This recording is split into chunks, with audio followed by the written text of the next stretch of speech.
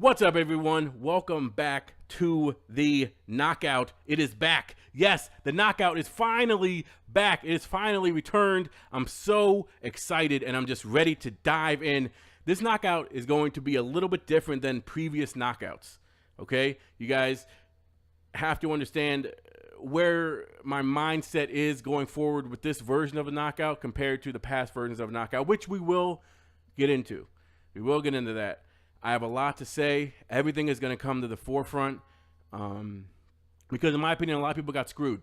A lot of people got screwed with the past Knockout, and I've talked to some people about whether I should release what I'm going to release, and they said, "Yo, it needs to be said." So we'll get into that. I'm going to talk about that, and so many things are happening in sports that we got to talk about. Manny Pacquiao, for some reason, thinks he can still box. Fitzpatrick is like looking like Tom Brady in the first 2 weeks. The Bears are looking like Super Bowl contenders. The Eagles are looking trash. Kirk Cousins, why is he even getting paid all this money to throw all these interceptions and lose games from Minnesota? He's the biggest scam artist that we've seen in the NFL. There's so many things going on right now. There's so many things going on in sports. We're going to dive into it. But first, let me say this. Previously, the Knockout was only based on sports. That's all it was. It was only sports. Now, it wasn't my choice to do that. It wasn't Miles Dawkins' choice to do that. It wasn't the other hosts' choice to do that. It was the person who was in charge's choice to do that. They wanted it simply about sports. But this is my show now. I'm in charge. I run this. So we're going to talk sports and we're going to talk about other things. This is going to be a place where we can just chill, talk about, obviously sports is going to be a big thing. But if something happens in life or something happens in the world, I feel like we should talk about it. And if you want to join in on the conversation, guess what? Just like the last Knockout, this Knockout has a call-in number. Yes, it does. That call-in number is on the top of your screen.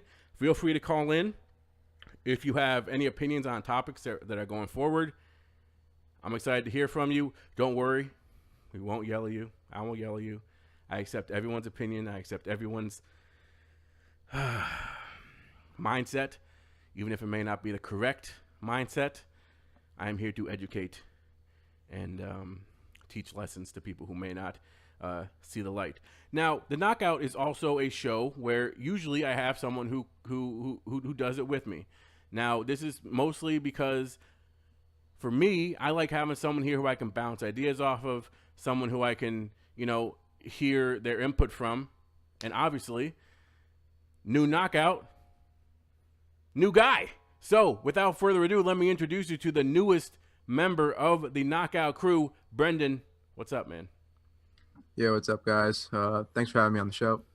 Yeah, man. No problem, bro. No problem. So, where are you originally from? Tell the people where you're from. I am from Long Island, New York, and I'll dive into my favorite sports teams. Football, it's Philadelphia Eagles. Basketball, San Antonio Spurs. Baseball, New York Yankees, and hockey, New York Rangers. New York Rangers, nice. Why those teams? Why not the Jets or the Giants? Obviously, they're closer to you. My dad is a Philadelphia Eagles fan, and like when I was younger, like we'd watch the games together and stuff. It was just like a thing we do, and then like I fell in love with the Eagles. Okay, so family activity converted you into an Eagles fan. That's awesome. Trust me, we will get into your disastrous Eagles. I know you have a lot to talk about that. Brendan actually is going to be in charge of the phone call. So if you want to call in, like I said, Brendan will be the one that's answering your phone calls. Don't hesitate to call in on any subject. Or if you just want to chat, if you just want to talk about something, feel free to call in. The number is, again, on the screen. Now, Brendan does have his own segment because everybody that I have on my show has their own segment because I want them to have something that they have ownership of, something that they can look back on and say, oh, wow, look at that, right? That's me. Those are my opinions. So obviously he has his own segment. So later on, Brendan is going to tell you if the Tampa Bay Buccaneers and their new star quarterback Fitzpatrick are for real or if they're a fraud. He's going to let you know in about 20, 15 minutes, so stay tuned for that. I'm really curious what he has to say. I'm not sure which way he's going to go. So that should be very, very interesting. So make sure you stay tuned for that. Again, like I said, feel free to call in. The number is on your screen. Now, I know that people are wondering why I'm not doing this on the radio or why I'm not doing this on YouTube, because I do have different platforms that I do things on. I'm doing it on Twitch because this is where I want to start. I don't want to spread myself too big. I don't want to go to too many places. Having said that, this show will be available on SoundCloud the day after it is recorded. Obviously, this is live. So if you missed any of it, you will be able to catch it on SoundCloud the next morning. Also, it will be on YouTube, so it will be everywhere, but the live portion of it will live here on Twitch. So, again, that's just what we're going to do. And again, with the knockout, I have a lot of plans for it going forward. So I'm excited. I'm ready to get this going. I've been waiting a long time to do this, and finally it's going to happen, and I'm ready to dive right in. We have a lot of stuff to talk about. First thing I'm going to touch on, though, is the past knockout stuff. I promised I would talk about on Twitter. I know a lot of people have been asking me why I stopped doing a knockout, why it stopped so abruptly, and I have to touch on it just because it needs to be touched on, and I want to get off my chest. And I think that if I touch on it now, then whatever happens in the future, if someone does come to me and say, oh, so what happened to the old knockout, I can just point them to this clip here. There was this website called Squarespace. It was an internet radio site that broadcasted shows, mostly sports shows, actually almost completely sports shows, over the radio, on your computer, your tablet, your phone, everywhere, wherever you were, you could listen to it. Okay, now this was, Squarespace was a internet radio station that broadcasted 24/7. It had music when there weren't shows on. It had reruns of the knockout like all the time. We were never told when those were run, but that's a whole different thing. So basically, it was just a 24-hour radio show, and the owner wanted to incorporate live sports shows onto his station. He approached a good friend of mine called Cubs Fan and offered him a show. Cubs Fan wanted a co-host for his show. He approached me. He said, hey, Livin, you got to do a show with me on Squarespace. It's just you and me. We're going to be talking about sports. It's going to be amazing. It's going to be awesome. Come do it. I'm like, all right, let's do it, right? Why not? I love talking. He loves listening to me talk, so let's go ahead and do it. So we did it. Out of Bounds got launched. It was amazing. First two shows, great response. Next, for the first, to be honest, the first week of the first couple months of shows were really, really well received. We were told that we were gaining views. We never got a concrete number of the views. We never saw a number, like an actual number of views. It was basically just his word that our numbers were growing. So we thought we were doing something right. 6 months go by. The owner approaches me, offers me a show. I said, oh, this is awesome, but I want to make sure the Cubs Fan understands that I'm not leaving him in the dust. He's a good friend of mine. I want to make sure that his show can live on. I want to make sure that Out of Bounds can live on. Approached him. We had a good conversation about it. His show was going to go this direction. My show, The Knockout, was then born. Bang, Knockout. And obviously, Knockout was born. I wanted to make it into my own brainchild, right? So I had this idea. Let's get all of my friends together. Let's just talk sports, right? Let's talk sports. The guy was like, oh, yeah. The owner of Squarespace was like, oh, yeah, that's a great idea. Let's do it. Great response. Numbers, amazing from what we were told. He said, we're going to get sponsors. We're going to get people pouring money in. I'm working on it. Stay tight. We're going to get apparel. We're going to get merch, everything. It's all in the works. This show is amazing. We knew it was amazing. He kept buttering us up, telling us the numbers were this, numbers were that. We were pulling in these numbers. We were pulling in these numbers. We didn't know what was going on. So we thought, hey, this is awesome. Let's keep doing it, right? We kept doing it. I still, to this day, think that we made some of the best content on the internet at that time. I still wish that we could go back and look at those. We can't, and I'll get into that a little bit later. Knockout, gaining speed. More people were listening. More people were coming to chat. It was awesome. Then, more shows started coming on the Squarespace. Once more shows started coming on the Squarespace, guess what started happening to Out of Bounds and the Knockout? They started getting pushed out. Now, to this day, I have not gotten a legitimate reason why we got pushed out. It got to the point where he was approaching me, and now, again, I'm not going to talk about, I'm not going to mention Out of Bounds because that's Cubs fan. If he wants to talk about what happened with his show, that's his own thing. I'm just going to talk about my show. I kind of regret bringing his show into this. He approached me, he said, hey, so what do you think about changing your day? We had Tuesdays. Tuesdays was the hot day right out of the gate. So we started going on Tuesdays. He approached me. He said, hey, so I want you to give up your days to another show. I'm not going to mention the show, but I want you to give up your day for this other show if you're cool with it. We were taken aback. We thought that we were the top show on this station. He kept feeding us numbers. We were confused. He kept telling us, hey, you know, you're doing amazing. The numbers are coming in, this and that and this and that. So we were a little bit confused, right? So I spoke to my guys, and they were like, no, we're not giving up Tuesdays. The other people need to move. We're not giving up our spot. We're not giving up this spot. We're used to this spot. Our listeners are used to this spot. We're not going anywhere. I told the owner. He was a little bit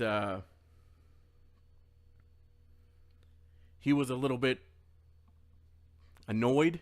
I think that's really when it started. But again, he was a little bit annoyed, but he said, okay. Knockout kept going on. And then slowly but surely, we started losing contact with the owner. He started not responding to the DMs as quickly. He started not putting in the effort. It got to a point where he was like, man, sorry guys, I can't do the show tonight, this and that. Sorry guys, we got to push the show back a couple hours. Can we do it a little bit earlier? Now keep in mind, my whole squad, Dawkins, Merritt, and Dan, we're all communicating in group chats. We're all making sure that everything goes off smoothly. We're all here at the time that we're supposed to be here. And then it just got to a point where the guy that was supposed to be running it was slacking off. And then he sent me a DM that said, unfortunately, Squarespace has lost funding. We will not be able to proceed with posting any type of content. I was confused. Because what funding? I told my guys, I wanted to get their opinions. What funding are you talking about? I remember the conversations that I had with Dawkins. I remember the conversation that I had with Merritt and Dan being like, excuse me, what funding? What's going on here? To this day, I'm not sure what that meant. Squarespace died. It was the day before. It was on a Monday. It was a day before our show was supposed to launch or be rebroadcasted. We didn't know what was going on. Now, there were talks that he got stressed, personal reasons. That's fine. I don't know anything about that. Fast forward a couple months. My whole crew, the Knockout crew, we're still in contact. They're still some of my best friends. They will be for life. I know them from college. That's not anything.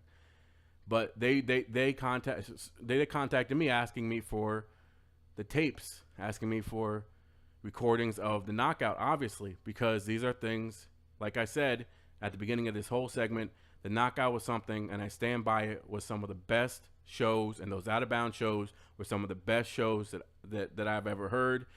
And again, it is my bias because I'm in it, because my friends are in it, but I truly believe that there were good shows. I truly believe that they did not deserve to be deleted, but they are deleted. I went back. I looked for them to give them to my crew. There were, like I said, all deleted. Every single video, every single clip, every single highlight was deleted. Now, you know what was not deleted? Was that one show. And I'm not going to talk about it. I'm not going to mention it because I don't want to cause any problems. I guess I am already because I opened up my big mouth. But that show was not deleted. Every other show was. So, again, I was in a state of confusion. I hit up the owner. I said, hey, do you have any of those recordings or any backups of the knockout of Out of Bounds so I can keep them going forward if this is something that I want to pursue, which I do want to pursue because, again, these are their early works. He said, oh, yeah, I have them on my computer. Don't worry. No problem. I'll send them your way.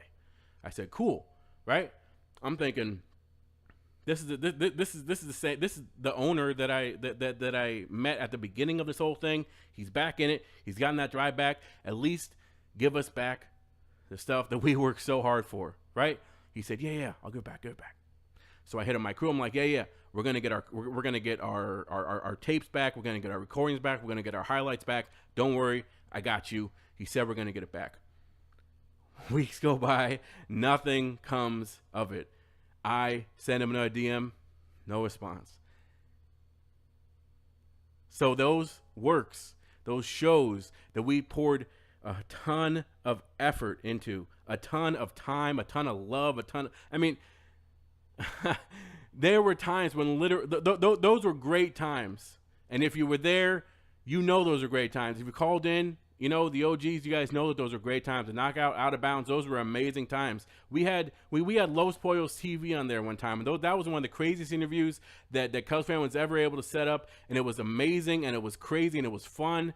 And those things are completely gone. Again, I don't know if Cubs fan has his recordings from the previous, from his Out of Bounds, if he got him. Again, I'm not going to speak for him. I never got mine. So for me, the rug was ripped out from under me, from my whole crew, and for me, especially my personality, when I go into something and I tell people to come in with me, now it's my ass on the line. Now I'm the one that looks like a fool for telling you guys to trust this person who just fucked us over.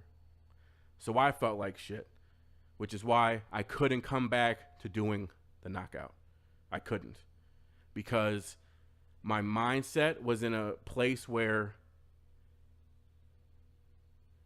I guess I was indecisive, and I was insecure, and I was not because of not believing that I could do it again or that I could talk about random stuff for 2 hours or however long this is, not because of that, but because of how it made me feel. And again, you guys are like, oh my gosh, you're getting into his feelings, but it was truly something, again, because you just fucked me over, and you fucked up all of my friends who put all this effort into it.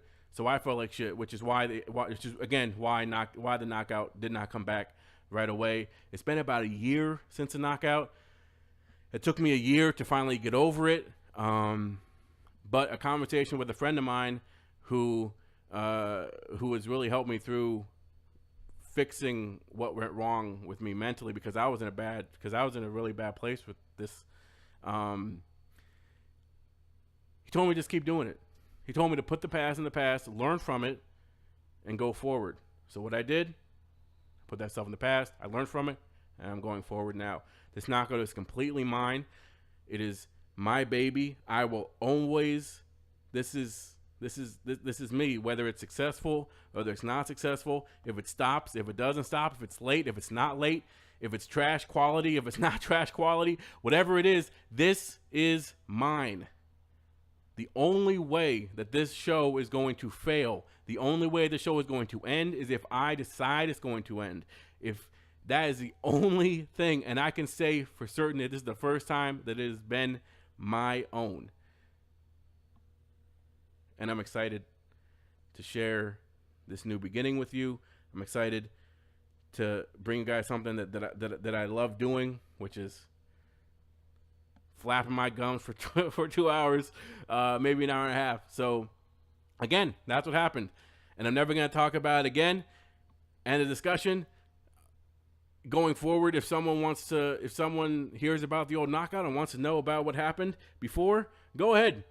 this clip will be posted somewhere, and I'm just going to send everyone over this clip, and you can listen to it, because I'm never going to talk about it again, because even now that I'm talking about it, I remember the conversations that I had with my crew, and I don't want to remember those conversations because we were literally destroyed. So I don't want to even talk about that anymore. That's over with. Let's stay positive. I'm going to keep a positive mind. I know Brendan is ready to do his thing in a couple minutes. He's ready to tell you about the Buccaneers and whether they're fakes or frauds. That's coming up in a little bit. Thank you guys so much for coming back. Thank you so much for staying in the chat. I see you guys in chat. The number right there is to call in if you have anything that you want to talk about, sports related, life related. Let's get to it. But before we go on to Brendan's stuff, I want to touch on something real fast, really fast. I want to talk about Vontae Davis. Now, obviously, if you've been living under a rock, you don't really know what happened. So I'm going to be talking to the people that live under the rocks, under the sea. Vontae Davis, cornerback for the Buffalo Bills, decided to retire at halftime this week. He was quoted in a statement as saying, "Today on the field, it hit me. And it hit me hard. I shouldn't be out here anymore." Basically, he wasn't able to cut it. So he quit on his team at halftime. Now, how do you guys feel about that? Call in. Let me know. The number again is on the screen. Was he right for that? Was he wrong for that? Let me tell you what I think. I think he was completely right. The Buffalo Bills are a disgrace. The Buffalo Bills have been a disgrace. The Buffalo Bills made the playoffs for the first time in I don't even know how many years. Insert 70 years here. Last season.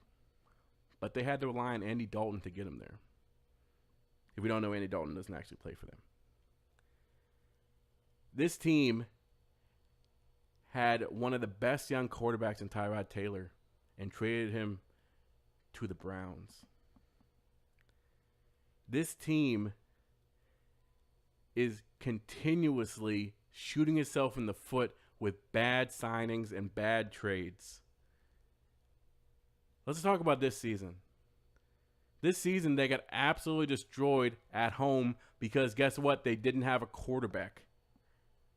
Now, whose fault is that? That's your fault, Buffalo Bills. You guys decided to trade away your quarterback.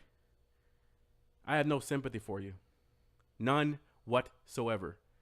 You decided to put yourself in that hole, laying it. Guess what happened this week? They started their first round draft pick, Josh Allen. He played okay. But they got blown out. Whose fault is that? It's not Josh Allen's fault. It's not even Vontae's fault. It's the ownership's fault. If you have a job, if you're at a job, and the job is continuously putting you in bad situations, guess what? You leave that job. You walk out of that job. Raise your hand if you've ever walked out of a job. My hand is raised. Let me tell you a story. I worked at a place called Bagels Forever. It was a bagel company. I got hired as a cashier, right? It was right after college because I didn't know what I was doing, and I just needed the money because my mom was getting mad at me because I kept saying, "Hey, Mom, can you buy a video game?" She's like, "You're a grown adult, buy your own video games." Oh, no, okay. So I had to get a job to buy my own to support my video game habit. So I became a cashier at this place called Bagels Forever. Okay, they hired me as a cashier. I never once was a cashier. Guess where they put me? They put me in the back painting. I painted the whole back of this freaking factory white, and then he said, I don't like it. Paint it black. After I had just finished painting the whole back of the factory white. I approached him. I said, excuse me, sir, I got hired as a cashier. When are you going to put me up in the front? He said, yeah, I don't know. I think you're just doing a really good job painting. I said, well, you can take this paintbrush and you can shove it. And I walked out. Health, mental stability comes first. That team is a mess. Vontae Davis did what he needed to do. Now, again, that statement, he did what was best for him, his health, and again, like I said, his mental stability. That statement was BS. That statement was his management, his PR guys saying, hey, write this. That team's a disgrace. I would have walked out too. Putting me out here with trash players, creating our quarterback. And you know what's crazy? The Bills aren't even the most dysfunctional team in the NFL. The Browns, or as I like to call them, the Clowns. And we'll get into them a little bit later. So Vontae Davis, I appreciate what you're doing, and I think the more people should stand up and hold these owners and these coaches and these organizations more accountable and being like, you guys are freaking dumb. You guys don't know what you're doing. You guys are destroying an organization that has, a lot of history in it. A lot of history. Those Bills fans and the Browns fans, don't worry, we'll get to them later. The Bills fans are diehard fans. You know how cold it is some days over there? On some Sundays? Negative 600 degrees. And they're still chilling there, freezing their butts off, watching the Bills. Watching them get absolutely destroyed. And now, come on, man. To close, Vontae Davis, I appreciate what you're doing. I appreciate you taking a stand. I wish you nothing but the best. Again, I read your statement. Everyone read your statement. I think that's BS. I think you quit on the team because the team quit on you. And I appreciate what you're doing. Again, you have my full support. And that's that. All right. Again, thank you so much for coming to the Knockout. You are listening to the Knockout right here on Twitch. The number is in the corner. Feel free to call in if you want to call in. That number's right there. Brendan will answer your call. Okay, let's go in and do this, bro. Brendan, what's up, homie? What's up? All right. Now, Okay. Before we get into my segment, I just need to give my 2 cents on the Bills organization because I do not agree with everything you said. Okay, go ahead. So first you said that Tyrod Taylor is like a beast quarterback or something. How are you going to trade him after he brought you to the playoffs? Yep. He's not. I had no problem with that trade. You trade him away. He's not. He's all right. He's just a middle of the pack quarterback. He's maybe even a little less than that, below average at best. 3rd round pick? I don't care. Did they get a 3rd round pick for him? They got a 3rd round pick for him. Yeah, that sounds fine to me. Are you kidding? Okay, go ahead. Sorry. Go ahead. He's not the reason He's not the reason they went to the playoffs. It was that defense and. Name 5 defenders on that team. The AFC is trash too. What were they like 8-8 or like 9-7? Okay, name 5 defenders on that team. I'll wait. I can't. Yeah, you can because again, what are you talking about? Look, their defense is good as a unit. As a unit, as a unit. Yeah. Well, guess what? Okay, good defenses as a unit still have star defenders. Right, when you think about the Ravens, you think of Ray Lewis, Ed Reed. When you think of the Bears, you think of Urlacher, Singletary. Right, all Steelers. Even you think of Harrison, Palomalu. The Seahawks, in more recent history, you think of Earl Thomas, Sherman. Right, all these guys have stars in them. If you can even name 2 or 1 on that team, I'm sorry, it's not a unit. Okay, and going back into that, Tyrod Taylor had an amazing season for them. Had an amazing season for them, and was really close to getting them to the next round. And even if what you say is true, are you going to sit here and tell me that he's like a trash quarterback's worth a 3rd round pick? I don't think so. Right? Because if you're saying that he's worth a 3rd round pick, then think of all the quarterbacks that got drafted in the 3rd round, even this year or in any year, and see where they're at right now. Because this is a starter in the league, and he's at least top 15. So if you're saying top 15 is worth a 3rd round pick, then you're smoking something, and I kind of want to be smoking that with you. Sounds like a good time. But you belong in the loony bin. He's not top 15, first of all. He's maybe bottom 10. But Nick Foles, the Super Bowl MVP. No one would even give a 1st round pick for him. Think of that. The Super Bowl MVP quarterback. No one would get a 1st round pick for him. But you expect more for Tyrod Taylor? He has never even won a playoff game. They scored like 10 points in that game. And they only made it because of Andy Dalton scoring on the Ravens in the playoffs. What is that? Before the playoffs. But, okay. First off, Tyrod Taylor is is an amazing quarterback, and I don't think that we'll ever see eye to eye to that. Going back to Nick Foles, again, more recent history. I don't know whether you were a Eagles fan back then, but this guy was actually your franchise quarterback a couple years ago. Yeah, for like 2 years, and then Yeah, and what happened? He stunk up the bed, and you guys got rid of him. Nick Foles is not worth anything except for a bag of potato chips. That's all he's worth. Yeah, he's a streaky quarterback. Yeah, he won a Super Bowl. That's great. That's great. You know who else was a streaky quarterback? Rex Grossman. And ain't no one talking about him. All right? You know who else was a streaky quarterback? Colin Kaepernick. And he's not even signed. Again, I'm not going to get into that, but if you look at it, he's not even signed. Dude, Rex Grossman? How is Rex he Grossman is a streaky quarterback. You kidding me? Rex Grossman brought a team to the Super Bowl.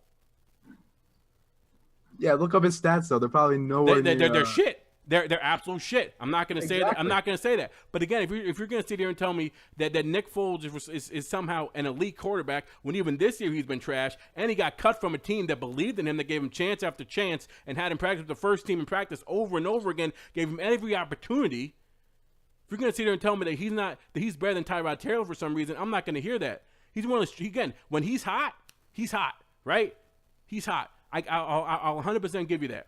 He's kind of equal to Fitzpatrick, right? Which you'll go into in a little bit. A streaky quarterback who, when he's hot, you want to ride that wave. But then guess what? He's going to come crashing down. And when he comes crashing down, he's going to be crashing down hard. I'm not having it. I'm not having you sit here and tell me that he is an amazing elite quarterback. When, again, yes, when he's streaky, I'll give you that. He's very, very good. But I'm not basing wins. I'm not building a team around a quarterback who has a lot more lows than highs. I'm not having it. So, but whatever. It's your time now. Okay, but we completely went away from the point that I initially said with the Bills. They got rid of Tyrod Taylor. That was fine with me. They bought in a replacement for him, kind of. AJ McCarron. AJ McCarron? Yeah, he's just like there. What are you smoking? Because they had Nathan Peterman, but he's trash. They had him. So don't even mention him. Don't even mention Nathan Peterman then. If he, don't even mention him. He's trash. He was supposed to place though. He was supposed to they wanted him. He was supposed to. Stop. I swear, you Eagles fans are living in some fantasy world. I swear to God, it's a freaking Wentz syndrome. I don't know what it is, bro. I don't know what it is. It's all thinking. Oh well, it's all about potential. And he's supposed to be this. He's supposed to be that. Show me some actual evidence. Give me the eye test. Show me where he's good. Show me what he's done. Peterman, we've seen him. He's done. He's out of the league. Okay? Go on Fox College Football Game Day. That's where you belong. You don't belong in the NFL. Go home. Pack your bags. You're done, son. I don't want to hear it. Peterman played one game. You're really going to judge him on one game? But, of course, he got benched for a rookie quarterback. Yes, I am. Yes, I am. Yes, I am. And everyone else in Bills Mafia is saying the same thing right now. He is absolutely done. He is done. So, again, take him out of the conversation. And, again, A.J. McCarron, he's done nothing as well. But, again, it's that whole idea of potential. But show me something on the field. Tyrod Taylor has shown stuff on the field more than A.J. McCarron. So talking about getting rid of him for a third-round pick and saying, oh, we're going to be all right because we got A.J. McCarron and Peterman and some first-round pick. And remember, they didn't know that they were going to get Josh Allen at this point. So, again, this shows that they didn't know that what their quarterback situation was going to be. I don't believe I'm not agreeing with what they're doing. I'm just saying, I could see why they would do it. What's his name? Josh Allen was supposed to be a project quarterback. They didn't run it. I don't think they wanted to play him at all this year, but Nathan Peterman is so bad, and they decided trading away A.J. McCarron was terrible. You need somebody there. I'm not saying A.J. McCarron is better than Tyrod Taylor either. They just needed someone to come in and play if Nathan Peterman was bad, but now they're stuck playing Allen the entire year, and he's getting just absolutely torched because the team is god-awful. Yep, god-awful. Do you think that they should keep him out there or – they can't. If they do decide to bench him, then we're in a situation where, okay, sit back, relax, because a young quarterback's mind is very fragile, right? If he goes out there and he keeps losing, keeps throwing picks, because, hey, I watched the game, right? I'm part of Bills Mafia. I watched the game. And I watched the game, okay? And he had some good throws. He was able to square in the pocket, but that offensive line is absolute shit. That team is shit, as you mentioned. So do you want to kind of bench him a little bit, or just kind of keep throwing him into the fire? What do you think they should do there? I would want them to bench him, but like, who else would play? The Peterman just is not an option anymore, and they don't have another quarterback on the roster, or not another quarterback that is like better than Peterman. So like, they need to go out and sign someone or something. Okay. All right. Thanks for coming over to my side of the argument, though. I do appreciate that.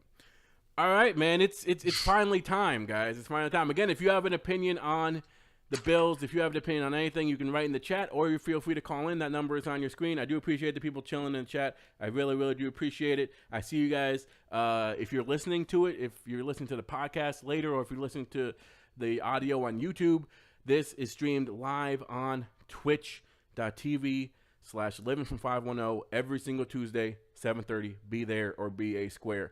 All right, Brendan, this is the debut of your show, Real or Fraud. Is that the name of it that we're going with here? For real or fraud? For real or fraud. All right, man, go ahead. Stage is yours.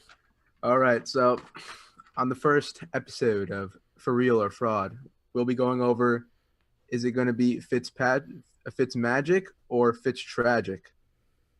Oh, I like that. Through two games, he has lit up the league for 800 yards, 8 touchdowns, 1 interception that wasn't his fault. He threw it. The wide receiver didn't really catch it. It went flying in the air, and then the cornerback picked it off. And he had a 151 rating, which is pretty impressive, if I do say so myself. And Jameis Winston, the starter that was originally would have been playing if it wasn't for his suspension, he would be back week 4. And it's now they had to make the decision: do they start the 24-year-old Jameis Winston, or do they keep playing with Fitzpatrick? Deshaun Jackson had his input today, as he said, Ryan Fitzpatrick is on fire. You can't take him out. And I agree with him at this point. Even though Fitzpatrick has been a journeyman, he's been on a bunch of teams. His stats are pretty good, actually. Well, they're not pretty good, but they're all right. But he keeps what happens is the second he gets expectations, he always fails. So no one wants to trust him anymore. But his competition is Winston, who honestly has been just extremely mediocre as well. 12,000 yards, 70 TDs, 50 interceptions, and 87 rating through 3 seasons. And he hasn't really seen a jump at all, even though the Bucs team was decent last year. I would say the offense was decent. I'm pretty sure they were ranked 9th in the league. They were decent. The defense let him down. But the reason why I think Fitzpatrick should stay as quarterback is because the receivers make him better, but Winston doesn't use the receivers to their optimal state. What happens is Fitzpatrick's able to spread the ball around the field better. He has a better deep throw than Winston. As Jackson had 1 touchdown with Winston last year, Fitzpatrick's already had 3 with deep balls, 70+ yard plays. It's not really even close. This is a very talented skill group. Evans, Jackson, Godwin, who I'm pretty sure is a rookie. He is pretty good. I saw him move a whole pile of 5 people the other day. And O.J. Howard, who had a 75-yard touchdown the other day against the Eagles. But the only thing is that Winston was the starter. He's only 24 years old, and he's coming up on his contract year. Are they really about to give up on him when he's only 24? That's the thing. Because if they give up on him this year, I'd say he leaves at the end of the year. And are they going to keep their future in the 31-year-old Ryan Fitzpatrick, who has shown that the second you give him money, a big contract, or you put any kind of expectations on him, he fails? I would go with Ryan Fitzpatrick for right now, but the Bucs as a team have more of a problem. The defense is getting absolutely lit up. The first day allowing 40 points against the Saints, and then allowing 20 points against the Eagles. They are not good enough. They lost their top 3 cornerbacks, and they're only in week 3. and their running game is pretty abysmal as well. They were running for like 1.5 yards per carry against the Eagles the other day, even though the Eagles' run defense is stout. They need, I would, if you're going to try and make a run at the playoffs, because they are 2-0, they beat the Saints and the Eagles, possibly the two best teams in the NFC. I could possibly see them making a run at the playoffs this year, as they already have a win in the division. And the rest, they're number one in the NFC South right now. The Falcons and the Panthers are both, and the Saints are all 1-1. But the Saints, honestly, I don't think they're as good as people have them as. They only barely beat the Browns the other day, but we're not talking about that right now. I could see them making a trade for a running back. The running back I had in mind, I know this is possibly unrealistic, but Le'Veon Bell out of Pittsburgh. He is obviously unhappy there, and he is what I think is the best running back in the league. And they could get him. He would be happy. I'd imagine he'd be happy to leave Pittsburgh, as Pittsburgh is just turning into complete destruction right now. I could see he would probably be happy to leave, and he would join an absolute amazing skill player group, and he'd be able to be the lead back on. He'd be able to be the lead back. So, and the offensive line, from what I saw the other day, was pretty good. As I watched the entire Eagles Bucks game, because I'm an Eagles fan, they were doing very well against the Eagles D line, which is one of the top in the league, if not the top. They were holding their own, but the running back, I forget his name, he was not up to much. He, as I said, they only were averaging 1.5 yards per carry, and at one point they basically just abandoned the run, except unless they were trying to run out the clock. Running for them, they were losing yards or they weren't going much anywhere.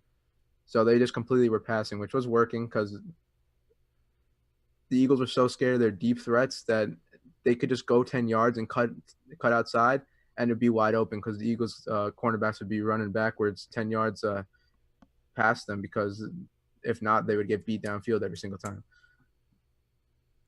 Right. Yeah, so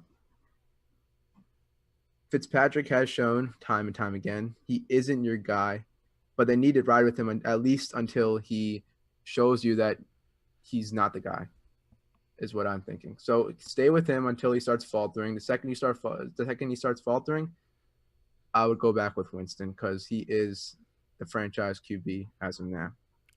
Because there's no other options, really. Yeah, there are no other options. But what do you call it? If they lose a game, but it's not on him, I would keep him in. But like, if he has a game where he just gets completely shut down, they would be time to go back to Winston. Okay. So you're saying that Fitzmagic is a fraud? Yeah, I see it as a fraud. Because it will eventually end. When do you think it'll end, though? Knowing his past history of playing pretty well during the regular season, then completely being trashed in the postseason. I could see it going on for a majority of the season this year, but I do eventually seeing him come back down to earth. Okay. Cool. Again, guys, yeah, feel free to call in if you want to talk about Jameis Winston. If you want to talk about the Bucks, I see you guys in the chat. Thank you so much again if you're listening to this on SoundCloud or if you're listening to this on YouTube. We are live, right? We are live when this is being recorded at twitch.tv/livingfrom510. So people are writing in the chat. Some people are saying, if you had a team with the Bucks offense and the Bears defense, you won the Super Bowl already.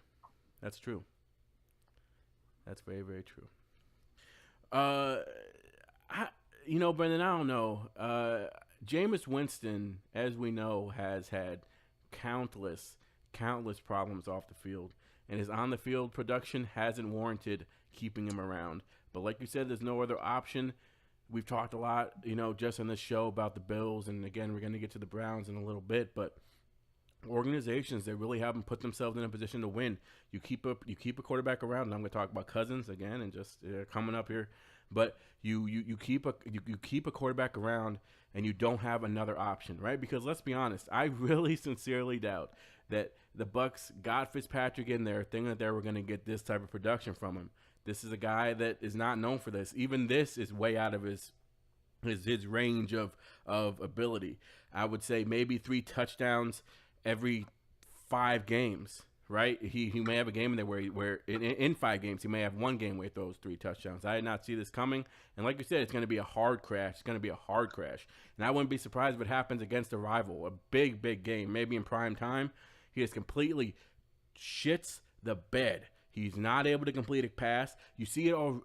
You know, it's so funny because watching the Bucs game, you really see teams. You really see that team slowly starting to fade, right? You saw Evans drop passes that you don't really see him drop.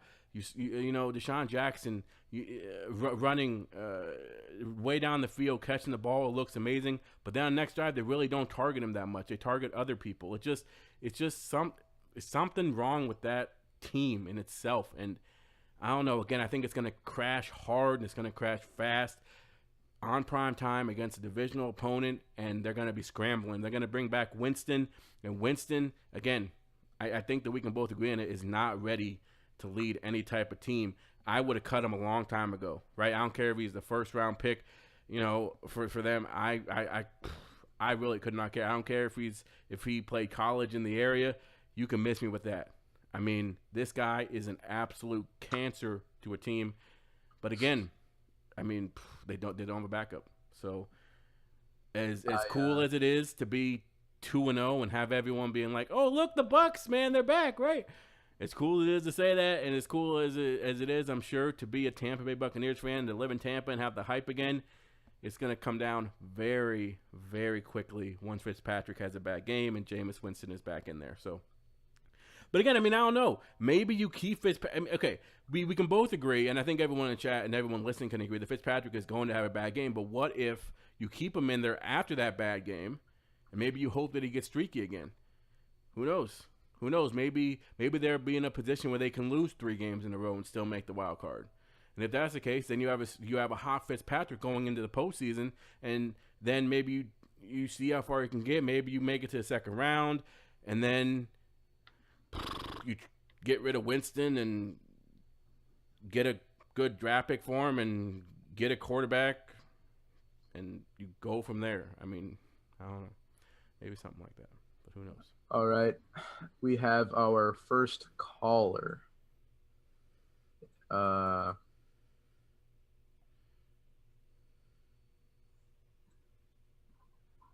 Good thing I cannot unmute him. Technical difficulties on the first one. All right, hold on. Let me see. Don't worry, guys. I muted myself. How's it going? Hey, what's up? Welcome to the Knockout. What is your name? Joe. Hello, Joe. What would you like to talk about? Well, I just wanted to get on the Fitzpatrick bandwagon here. I say you started him all year. He's never shown consistency, that's right, but you have a backup who's trash. You can't lead a team. Nobody's going to get behind this guy who has like 3 sexual harassment cases and steals crab legs. You might as well get rid of him now, see what you can get, even if it's a 4th or 5th round pick.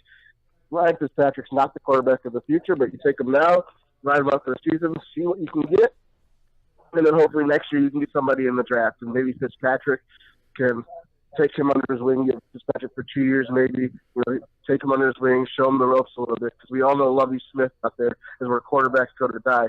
Like Livin said earlier, you had Rex Grossman, probably one of the best quarterbacks of all time, playing for Lovie Smith, and just ruined his career. Same with Cal Orton.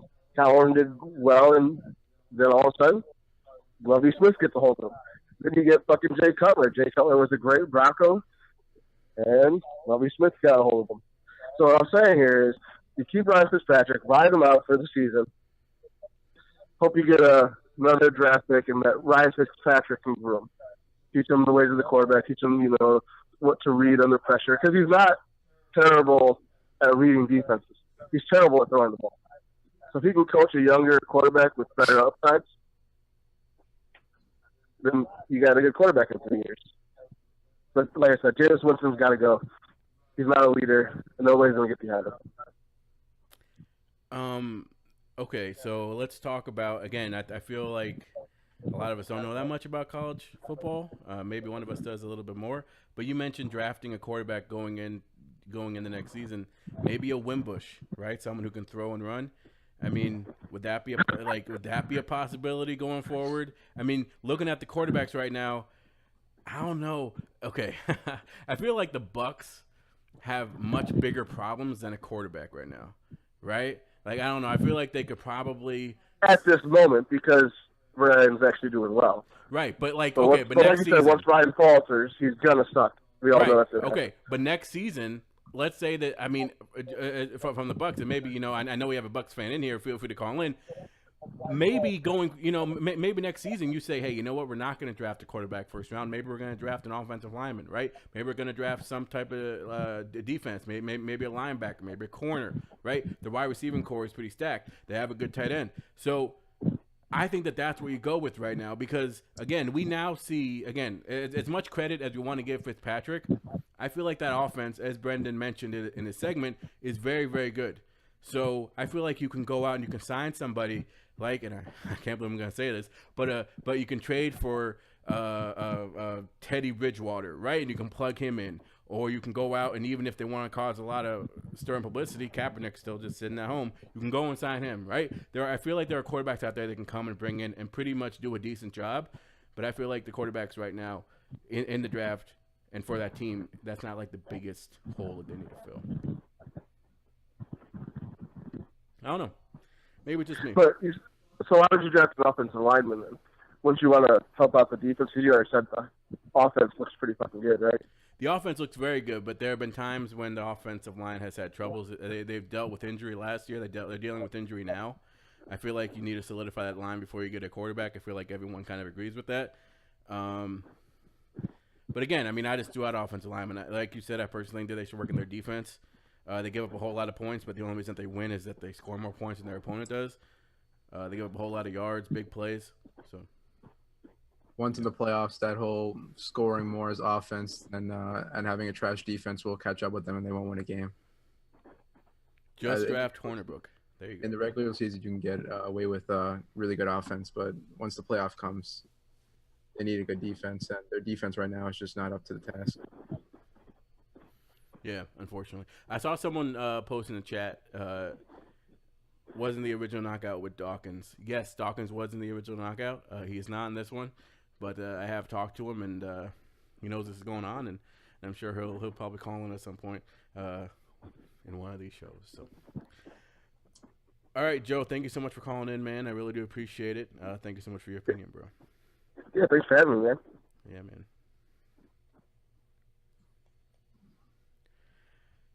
All right. Again, guys, the number to call in is right there on your screen. If you're listening to this on SoundCloud or if you're listening to it on YouTube or wherever you may be listening to this, it is a live sports talk show, and it is live on twitch.tv/livingfor510 every single Tuesday at 7:30 p.m. So make sure that you're there so that you can have the number. I'm not going to say the number because it's very long, but you want to call a number once you get in.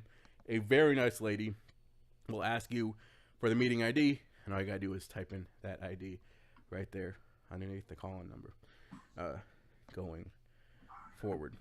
Okay. Do you have anything else that you want to touch on about the topic of your segment, Brendan, or I'm pretty sure we covered everything. Yeah, no, I'm good. You're good. All right, awesome.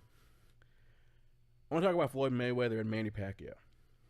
Now, this week, Floyd Mayweather posted, I think it was an Instagram story. I really don't know that, but I believe it was an Instagram story or something like that, saying that he is going to fight Manny Pacquiao, and it's going to be a 7-9 figure payday for him, whatever it may be. Basically, he's going to make a lot of money because everyone's going to want to see it, and everyone is excited, and this is what people have been waiting for their whole lives for. Manny Pacquiao versus Floyd Mayweather. I don't think anyone here could give two craps about that fight.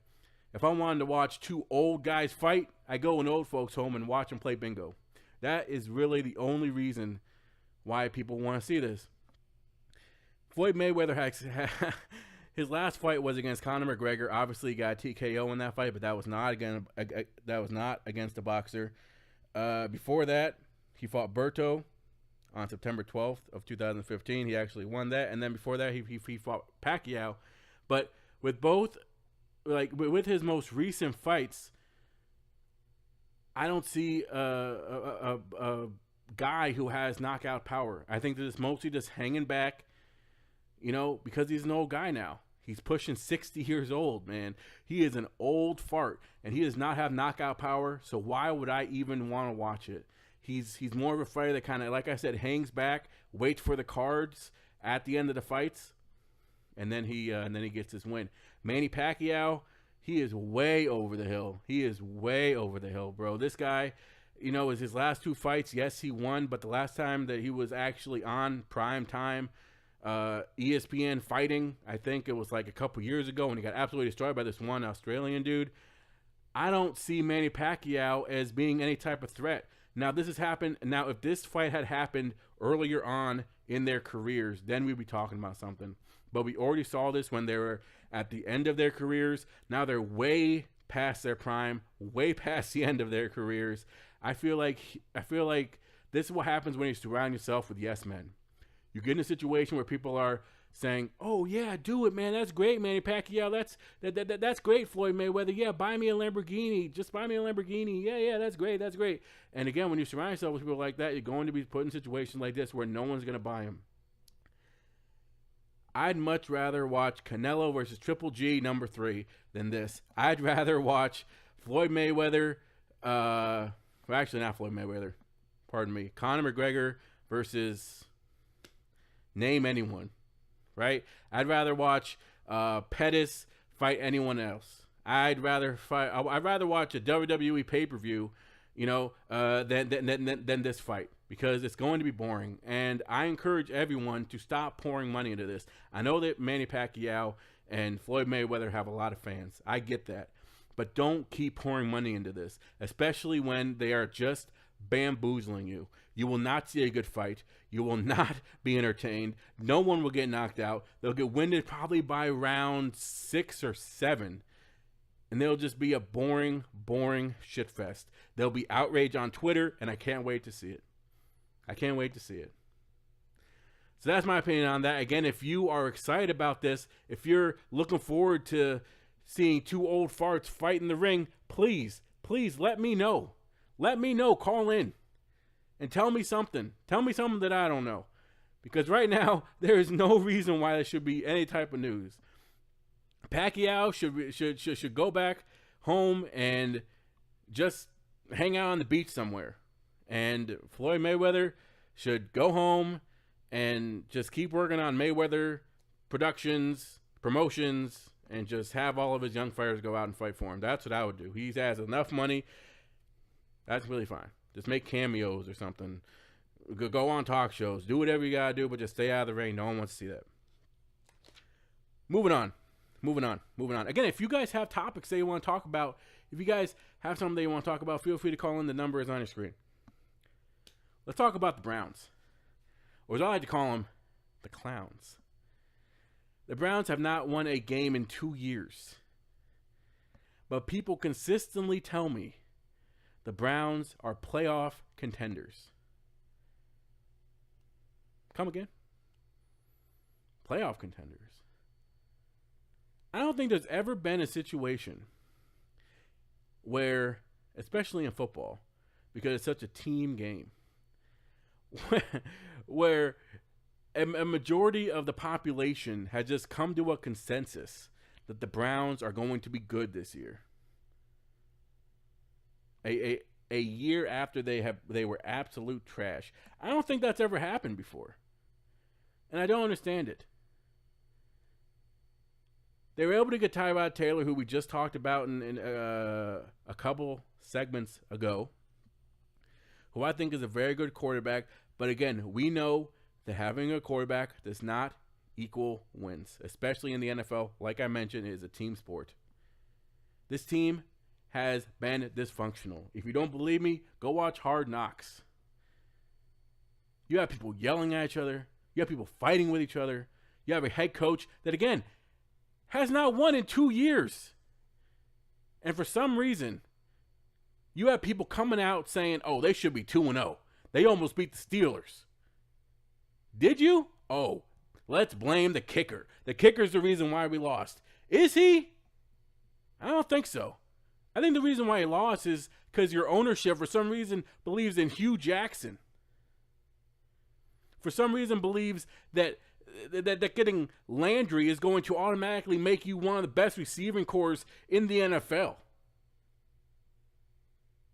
You guys are absolute garbage. And let's go back to that. Let's go back to this week. I'm sorry, Browns fans. I'm really laying it on thick. Let's go back to this week, where the entire NFL community, I guess, and the Browns community especially, laying it on thick on the kicker, blaming him for losing that game for them. I'm not trying to hear that. You wouldn't even be in that position if it wasn't for some crazy Hail Mary pass from Tyrod Taylor, who, according to someone else who was on this show, is trash. You wouldn't even be in that situation if he hadn't completed that pass. So again, what are you trying to say? You cannot rely on kickers to win games for you. And now, don't anyone bring up Adam Vinatieri. Because, again, as good as he was, Tom Brady put him in a situation to win, and that defense also helped him tremendously. So he didn't win Super Bowls for them. You cannot build a team around a kicker. That's not. If kickers were that important, then they would get the most money on the team. And guess what? They don't. Kickers are not the highest paid players in the NFL. I hate to break it to you. It's quarterbacks and O-linemen. That's the top. That's it. And now slowly it's starting to get to wide receivers and running backs and everything else and stuff like that. And now it's starting to get to defensive ends as well. You talk about Khalil Mack and J.J. Watt and everything else. Aaron Donald, all that. But kickers should not have that much impact on a game, and they don't. So Browns fans and people out there who are blaming the kicker for your trash organization losing 2 in a row, and to be honest, not winning a game, don't blame him. Don't blame Tyrod. Don't blame the players. Blame the ownership. Blame the team. Stop buying tickets to watch a trash organization. Because guess what? They don't give a shit about you. They don't give a shit about your tweets. They don't give a shit about your posts. They don't give a shit about your rants. They really don't give a shit about you. They know that no matter what they do, no matter what they say, no matter how bad they are, you are going to keep pouring money into a trash, dysfunctional organization. You are going to keep paying hundreds, thousands of dollars for Browns tickets. Why? Why? Excuse me. This past week, the Washington Redskins did not sell out for the first time in a long time. They didn't sell out because their fans made a statement. They said, we're not going to sit here and pay money to watch a team that's tanking, to watch a team that is dysfunctional. We're not going to do it. Before that, it was the Raiders. A couple years ago, people stopped going to Raiders games. Why? Because they want to make a statement. They said, we're not supporting this. The clowns, they're bending you over and having their way with you. And the fans need to stop showing up. I know you're loyal. I know you love your clowns. I know you bleed shit brown. But stop. Stop going to games. Money is the only thing they care about. They don't care about you. They don't care about your checkbook. They don't care about your kids. They don't care about anything. They only care about money. Show them that you will not put up with this. Because think about it. You have not won a game in 2 seasons. Well, going on 2 seasons. Are you kidding me? Not even winning a game? A game? That's pathetic. And no one cares. Sick and tired of it. Sick and tired of it.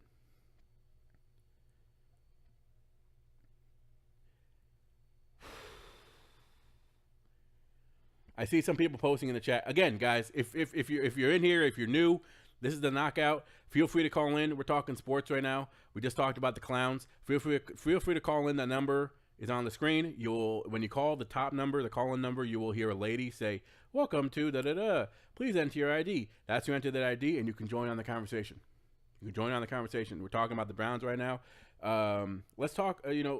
Sticking with the Browns, I see that some people are talking about in the chat on Twitch. Some people are talking about Gordon, getting rid of Gordon. Will they step in the right direction for the Browns? Some people are agreeing with him. I'm gonna have to disagree. I don't see that. I mean, for Gordon's well-being mentally, I think it was the right decision for him. Them, it wasn't. It was definitely not the right decision to get rid of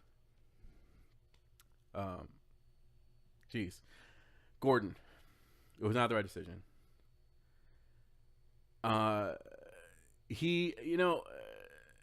When you have nothing as an organization, pieces of dirt look like diamonds. Right? So why not just keep him around? And I don't know. Again, it's just I'm happy for Gordon because he got out of that terrible place, that terrible organization. But from the Browns' perspective, that makes no sense whatsoever, especially when you go into this season saying, we're going to support you. We're going to do everything we can to help you with your mental health. This guy has been suspended countless times, and his team has always stood by him, and now all of a sudden you're going to get rid of him? It really makes no sense. But again, from Gordon's perspective, I think it's great. But from the Browns' perspective, it's ludicrous, and it just shows, again, that this team doesn't know what they're doing. But let's go to the Patriots, and let's talk about how this is going to impact them. I don't see it really impacting them at all. This is a player that has had countless problems with marijuana, countless problems with just off-the-field issues. I don't see him being that much of an impact. People are saying, "Oh man, this is going to be an amazing offense now." If you double team Gordon, then Brady's gonna have Gronk wide open. If you double team Gronk, then he's gonna have Gordon wide open. You're assuming that Gronk is like an amazing tight end still. He had 2 receptions. Again, he was going up against the Jags, but he wasn't guarded by Ramsey. He was guarded by a slot corner and a cornerback. And if anyone could name the guy that he was guarded by, I'll give you $50. 50 yen, really, because I know people are Googling that shit. But to be honest, he wasn't even guarded by anyone. He only had 2 catches. Again, one of the best defenses right up there with the Bears, and talking about the Jaguars. But Gronk is way over the hill. And we're sitting here talking like this is like Randy Moss in his prime going to Tom Brady in his prime. I don't think so. Did you guys not see the Patriots get absolutely destroyed by the Jaguars this past Sunday? Now again, it's the Jaguars defense. I get that. But you don't think the teams are looking back at that tape saying, "Oh, look at this. Look at this. Look at that. Look at this. Okay, so this worked. This didn't work. This is how you stop him. This isn't how you stop him." People are looking at that tape 100%, and they're adjusting, and they're taking that with them. They're taking notes. And again, this is assuming that he gets on the field. He hurt himself posing for a picture. Raise your hand if you've hurt yourself posing for a picture. Again, I don't know, maybe he was doing some football move or jumping on a box or something.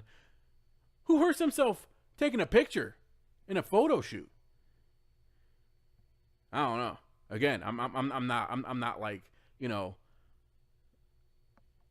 a skateboarder or a motorbike specialist, right? So I'm not doing action shots. But if I take a picture of myself, or if I do a selfie, I'm not hurting I'm not hitting my head on the ground and knocking myself out. Or if I'm taking a picture of myself, I'm not like tripping over my leg and breaking it in half, right? This guy is injury prone. He's gonna go down. And again, why are we saying that he's a bust?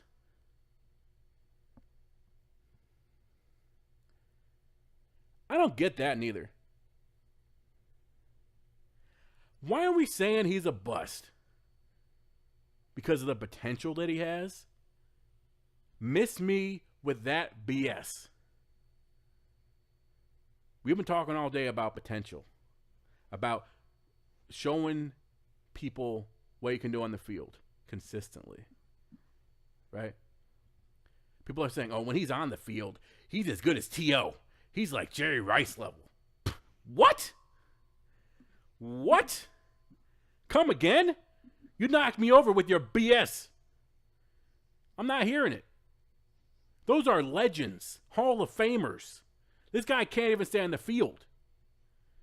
And guess what? When he don't stay on the field, people don't do defensive game plans to adjust for you.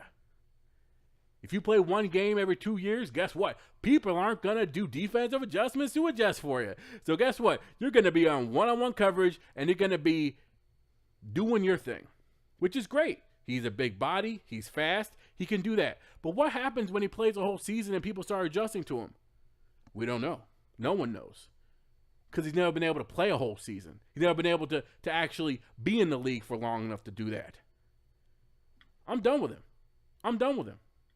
In my opinion, he's a bust. In my opinion, there's no reason why we should be calling him a bust. In my opinion, him going to the Patriots, yeah, good for him as a person to get out of that toxic cesspool in Cleveland. Sorry, Cleveland. I love you, okay?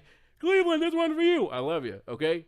But the Browns the clowns are just bad. They're trash, and they're disgusting, and it's a joke. So good for him to get out of there, but him going to the Patriots changes nothing. Changes absolutely nothing, because the Patriots are still hurt with injuries on defense, hurt with injuries on offense. Even when they get Edelman back, if they get Edelman back, we don't even know if he's getting Edelman back. I'm not. Again, no. I'm sorry. And again, prove me wrong, Patriots. Prove me wrong, Gordon. Prove me wrong. Prove to me that you can stay healthy for a whole season. Maybe this is all a fluke, right? Maybe he's just been, in such toxic situation that he's just made up these crazy weed allegations and these crazy injuries just so he doesn't know how to play with the clowns. Maybe that's what's going on, but I truly do not believe that. Okay, I just gotta chime in real quick. Go ahead.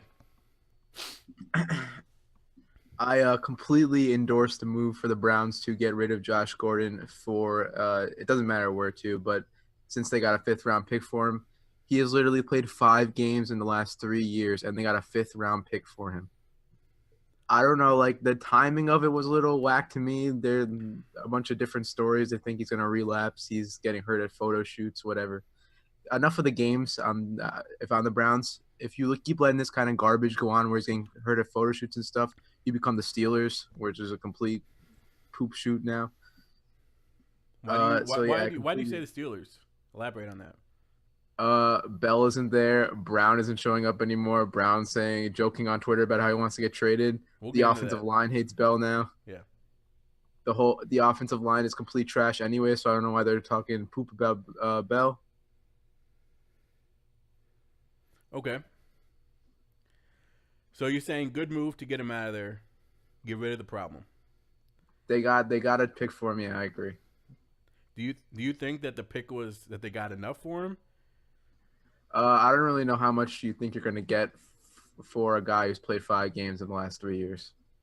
But again, we've been talking about potential, right? I mean, me personally, I think it's a bust, but I know there's a lot of people that see potential in him. So if you sell people on that potential, right now, who do you think is if he became a free agent, right? If he wasn't traded, who do you think would get signed first, him or Dez Bryant?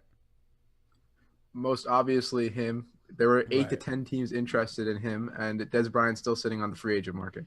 Exactly. But why do you think that is? Do you think that it's literally just based on potential? Is it because, or this just came to me. What if, okay, from a PR perspective, I think we can both agree that it's an amazing move for the Patriots, right? Now, guess what they're doing? They're printing Gordon jerseys like crazy, right? People are now snatching those up. Gordon bobbleheads, Gordon wallpaper, Gordon posters, Gordon everything. Oh, all this stuff.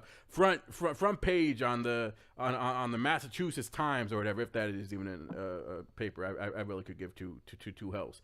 But again, from a PR perspective, it's a great move. From a football perspective, from the Browns, I do agree with the chat, and I do agree with you. I think it was good for them. Okay, fine. Getting rid of the problem. I can see where you guys are coming from that, but I don't know. People living on the potential of him. All these suitors that you mentioned, I just don't get it. Again, you mentioned for somebody who just hasn't been on the field because of injuries or things off the field. I mean, it's very eerily similar to like Jameis Winston. So somebody who I think we both agreed that the Bucs should move on from. It's crazy. Speaking of somebody who, okay, and I want to get to Khalil Mack as well a little bit later, but let's go to Le'Veon Bell. Held out, doesn't want to go to camp, doesn't want to play, doesn't want to go to practice, doesn't want anything to do with the Steelers until they pay him his money. Whatever. I'm not going to comment on that. The bag always comes first. Go ahead and get your money. Go ahead and get your bag any way that you can. If you're going to hold out, whatever. I could care less. But now you have Antonio Brown missing practice saying, trade me. You could get a lot for Antonio Brown, right? You could get a huge lump of change for Antonio Brown. So let's just think about this. We've seen cancers grow in locker rooms and destroy teams before. Diva wide receivers have the ability to destroy locker rooms. I think that T.O. was one of the biggest divas. Randy Moss, we've seen that happen. Even you go into the past, Michael Irving, also huge diva. We've seen this fester and cause problems. Now you're the Steelers. I think we can both agree that they're not playoff contenders at this point. That team is a complete mess. Their starting quarterback Ben Roethlisberger, I feel is done. He is smoked. It's over for him. Do you stay with Brown, or do you get rid of him right now and work on moving forward? My opinion, as good as Brown is, you get rid of him. You need to make a statement. Tomlin needs to gain control of this team. I have mad respect for Mike Tomlin, only because I love the way that he talks to his players. If you've ever heard him mic'd up, it's awesome, and it's really cool, and he seems like a cool guy. I never met him, but I have mad respect for how he controls the team. But now he's lost complete control of that team, and it's really because of those stars stepping out and saying, hey, you know what? I don't care about what you have to say to me. You can't say nothing to me. And I think it started last season. You go back to Antonio Brown doing that weird Facebook Live post in the locker room after the loss and, all that stuff. And, I mean, that is unacceptable. You need to get rid of the cancers before they spread. I think you can get a ton for Antonio Brown. You just get rid of him. You start the rebuilding phase right now. I know they're going to lose a lot. I know you're going to lose a huge amount of money, in the long run from jersey sales and ticket sales and all that stuff. But I think that you need to make a statement. You need to decide whether Mike Tomlin is who you're going forward with, or if you want to keep a diva wide receiver. Again, for me, I'd keep Tomlin and I get rid of the diva receiver, and I just stop talking about Le'Veon Bell. I just say, F him. Fine. If you don't want to show up, good riddance, right? Good riddance. But again, That's just me. Again, the call-in number is on the screen, guys. If you guys are listening on YouTube or if you guys are listening on a different platform than YouTube, which could be SoundCloud, I guess, feel free. Feel free to call in. The number is on top of your screen. Go ahead and call in. Make yourself heard. Make yourself heard. I see people in the chat. Antonio Brown to the Bucks. But wouldn't that be nice? I disagree. AB should stay a Steeler for life. I think that everyone thinks today that Antonio Brown should stay a Steeler for life, but I don't know if that's the best option right now. Again, I keep going back to locker rooms, and I know that it's something stupid to say. I know it's crazy, but I feel like locker rooms are the biggest things that can destroy a team. And if you let it get out of hand, it can get really bad real fast. And I have faith in Tomlin. I do. And I don't even know why. Thinking back on his past, you know, I think he has the pedigree to have faith in him. And it's a crazy move to say, right? It's crazy to say, oh, you're getting rid of Antonio Brown. What? But when somebody steps out of line, posts on Twitter, trade me, and then doesn't show up for practice, I'm not having that. People got on Vontae Davis, right? We talked about this earlier about walking out at halftime. This guy didn't even show up. At least Vontae Davis showed up.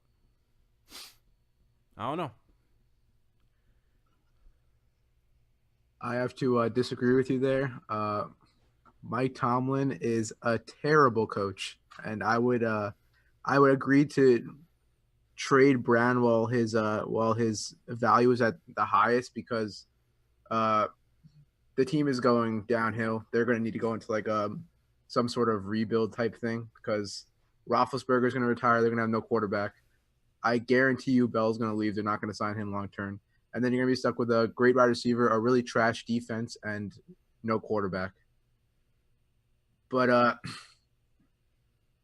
over like these couple of years where they've been a pretty good team, they usually play down to their opponent, which I completely blame on Tomlin. They're usually like, it'll be like they could be like 9-3 on the season. They'll be versing like a 2-7 team. It'll be like a close game till the end. Like they should be blowing them out. I don't know. It always comes down to like the last couple of plays for the Steelers, I feel like, and they just get bailed out by their talent. They have a lot of talent on the team. But yeah. So you think that they should wait? So do you believe in Tomlin? Do you keep Tomlin, or are you saying get rid of Tomlin and get rid of Antonio Brown? Get rid of both of them. Get rid of both of them. Okay, Yeah. But what about Le'Veon Bell? Get rid of him or pay him his money and bring him back? He's old now. Yeah, I would just let them walk at this point. They're Okay. not gonna. The Steelers are gonna have to. They're gonna have a couple losing seasons ahead of them. Right. Okay. No point to sign them to big money and then have them like make them a mediocre team. Mediocre team. Do you draft a quarterback like Brandon Wimbush, to try to replace Big Ben, or do you, do you draft somebody like that, or do you go out and try to pick up a quarterback somewhere like a Peterman or, something like that? I would get like a stopgap quarterback for this upcoming year, next year. Well, there's still this year just started, but I'm already talking about 2 years down the line. But like get a stopgap quarterback for next year, and then they got to build up the team a little bit. The team's Right. in like shambles. Build Build it up a little bit, and then once you have they'll have maybe like a somewhat competent team. That's when you draft a quarterback. You don't need to have a quarterback come in and the team is complete garbage and you can't actually see what he has because the team is so bad. Okay. That's gonna be tough, bro. That's gonna be tough because if you think about the teams in that area, right? Steelers and the Browns, or the Clowns as I refer to them, and the Bengals. Those teams, unfortunately, are just gonna be bad for a long time to come. I mean, the Bengals, you can say, oh, they're kind of on the upswing, right?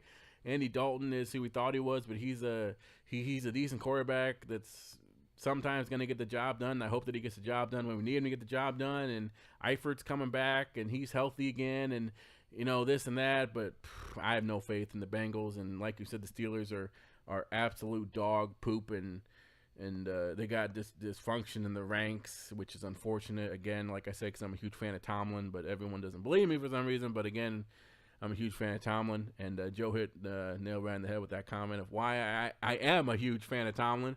And then obviously we've mentioned the Browns.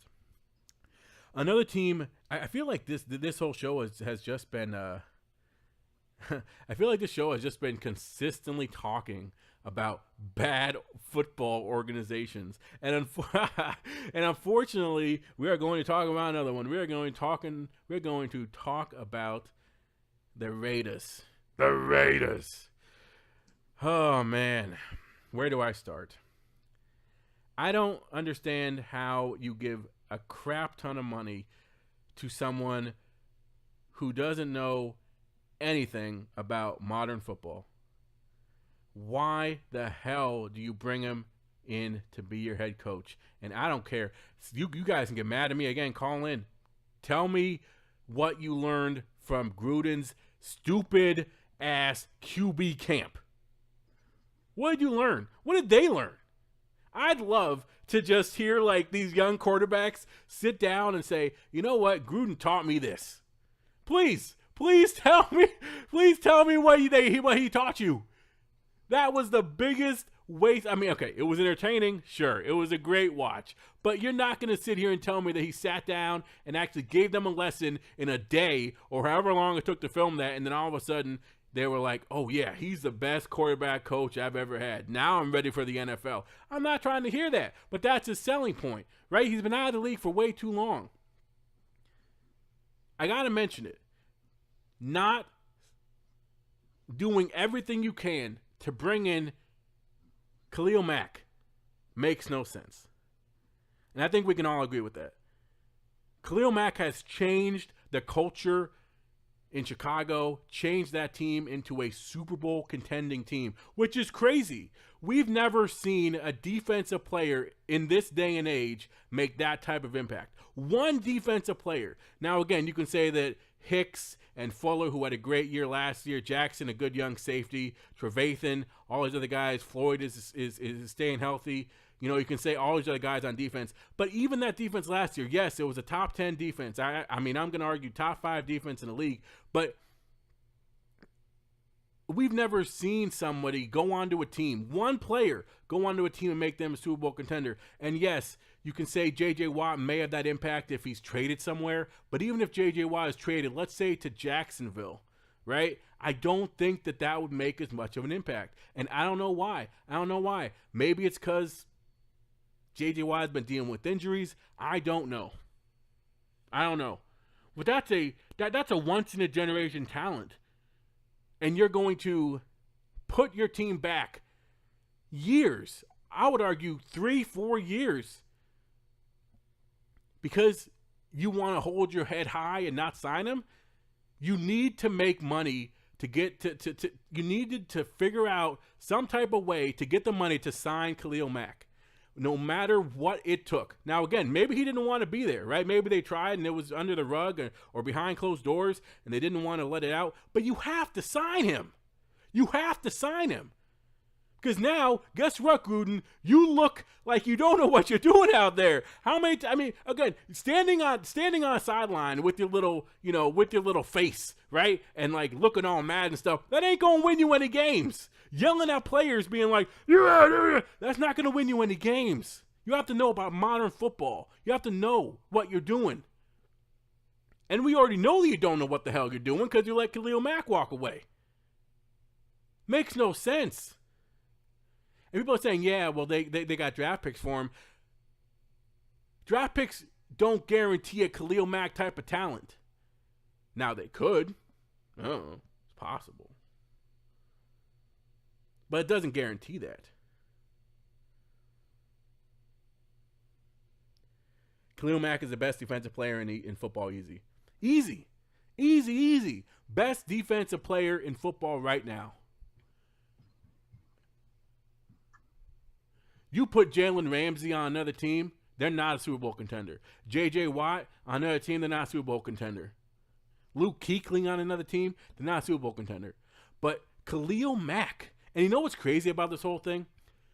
I think that a lot of people who are listening to this, whether it's, again, on YouTube or Spotify the day after, or if you're in the live chat on Twitch or whatever, a lot of people that are listening to this, I think that we knew who Khalil Mack was. We knew how good he was, right? But I think that he's kind of been hiding out on a pretty mediocre Oakland team, right? You think Carr, he had that good season, a couple years ago. Last season, it was really, really bad. This season, it's not looking any better. Cooper had a good season 2 years ago. Now he's complete ass. He has an 85 rating, 84 rating in Madden. You know that's trash when you go from like 92 to 84. But, he kind of hid out in Oakland for a long time. And I think that, again, we knew how good he was, but now the whole world is knowing how good he was or how good he is. And now that that's out, Gruden looks like a freaking idiot. So I don't know. I mean, Raider fans, again, we've seen it, right? We've seen it. People, we've talked about fans feeding money into a machine that keeps giving them crap in return. Raider fans are not going to have that. We're talking about the black hole, right?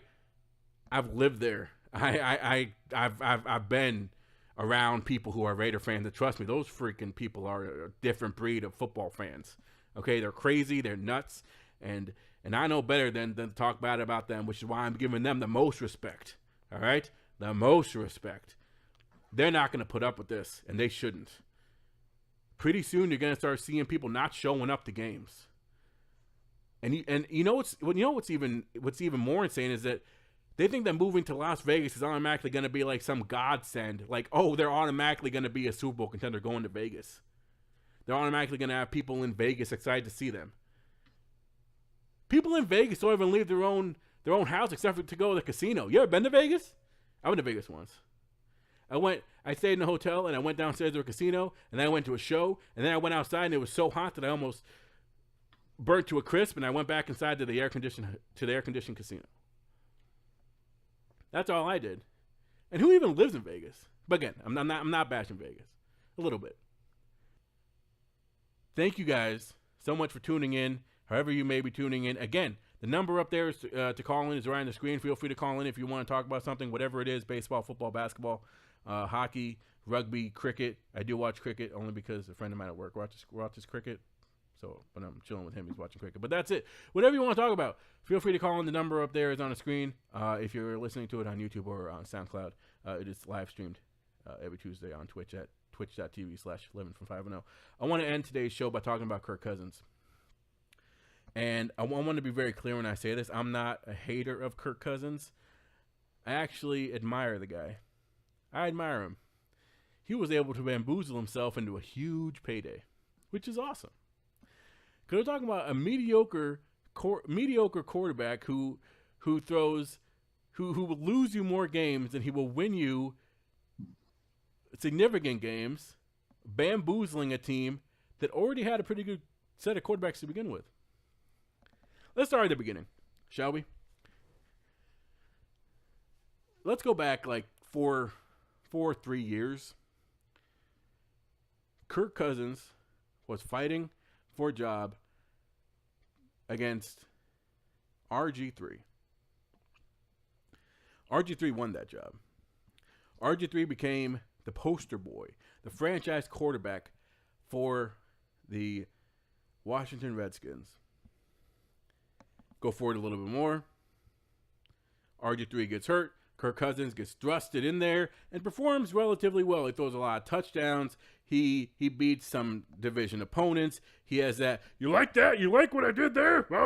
He has some clips that go viral. All of a sudden, we're sitting here and people are talking about Kirk Cousins being this amazing young quarterback, right? Let's go forward a little bit more. RG3 still hurt. He's basically out of the league. Kirk Cousins is now the new poster boy for the Washington Redskins. He's throwing touchdowns after touchdowns. He's throwing interceptions after interceptions. But no one cares. Because guess what? They're in the playoff hunt. Okay? They get to the playoffs. All of a sudden, Kirk Cousins loses in the playoffs. No one cares. What? Okay. That's fine. I'm going to stop here. Because what happens next is Kirk Cousins is now looking for a big payday. The Minnesota Vikings go out and sign Kirk Cousins. Say, how much do you want? Tell me what to put on this check. They did. They signed him. All of a sudden, Kirk Cousins was a Minnesota Viking. And everyone in Minnesota was ecstatic. Oh, we got our quarterback. We got our franchise quarterback. That's amazing. What a screw job. Kirk Cousins is a quarterback that is going to put up crazy numbers. We're talking about crazy passing numbers, but he will lose you games. This past week, he went up against Aaron Rodgers and the Green Bay Packers. And he, again, for some reason, and I'm going to give you a specific example of how bad this guy is. He had a chance to win the game, or his team had a chance to tie the game. Fourth quarter, they were down by 8. They needed a touchdown and a 2-point conversion. Kirk Cousins has 3 pretty decent receivers on his team. Diggs, Thielen, and Randolph, the tight end. Who does he choose to keep throwing the ball to?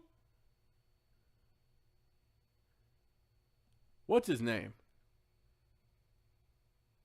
Oh my gosh, I'm blanking. Starts with a T. Williams. Treadwell. Thank you so much. Keeps throwing it to Treadwell, who's known for dropping passes. And what does he do? He drops passes. So I'm sitting here, and I'm saying, why does he keep throwing it to him? And then it hits me. Kirk Cousins is a competitive guy that when it comes down to it, he's going to put himself in bad situations. He's going to lose you games. And guess what happened next? He threw it deep, and it was intercepted. But guess what? He got bailed out. We've all seen the clip. I wish I had the clip, but you can just Google it. Matthews roughing the passer on the quarterback. 15-yard penalty. Automatic first down. Guess what happens next? Kirk Cousins goes on to throw a touchdown, convert the 2-point conversion, and they actually don't end up winning the game. They actually end up tying the game against the Green Bay Packers. But let's go back to that play where he kept going for a receiver that keeps dropping passes. This is the guy that you say has a quarterback IQ that deserves all that money? I'm not having it. I'm not hearing it, and I'm not having it.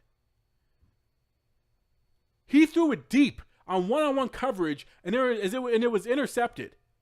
Why would he do that? The only reason that he could possibly do that is because he wanted to show off. He wanted to show this other team up. But guess what? I'm a competitive guy, right? If LeBron James dunks on me, am I going to try to dunk on him? No, I'm not. Because I know I can't do that. I'll go find a 5-year-old and I'll dunk on him, right? Kirk Cousins does not have the ability, does not have the know-how to do that. So he threw an interception. You take that roughing the passer out of the equation, Kirk Cousins is now known for throwing it deep, making a bad throw deep, and losing the game for his team. Why is no one talking about this? Why are we still on this Kirk Cousins bandwagon? Because he puts up amazing passing numbers? He has not won anything, ever, in his career. And you're going to take him over Sam Bradford, over Case Keenum, over Teddy Bridgewater? For what? For what? Explain to me why. Those three guys, I take over Kirk Cousins. But Kirk Cousins, for some reason, and we've talked about it all freaking show, potential.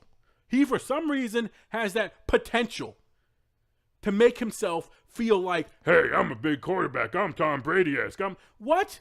In my opinion, he's not even top 15. He's not even sniffing top 20.